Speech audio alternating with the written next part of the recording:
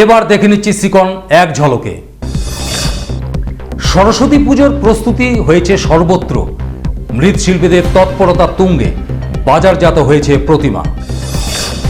আগামী 25শে জানুয়ারি সাগরদিঘির মুক্ত মঞ্চে অচেনা প্রতিভাবান শিল্পীদের নিয়ে হবে সাংস্কৃতিক অনুষ্ঠান। স্বেচ্ছাসেবী সংগঠন আবারেশ্বর পক্ষ থেকে এক সাংবাদিক সম্মেলন করে এই খবর জানানো হয়।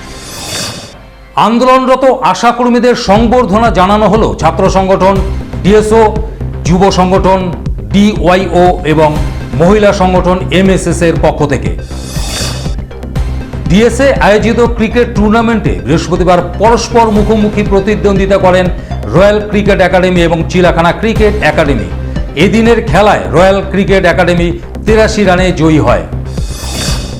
23শে জানুয়ারি নেতাজি সুভাষচন্দ্র বসুর জন্মদিন উপলক্ষে বেসরকারি বাস টার্মিনাস চত্বর সাজিয়ে তোলা হয়েছে বেসরকারি পরিবহন শ্রমিক ইউনিয়নের পক্ষ থেকে। প্রজাতন্ত্র দিবস উপলক্ষে প্রস্তুতি চলছে সর্বত্র। অসম বাংলা সীমান্তে চলছে কড়া নজরদারি।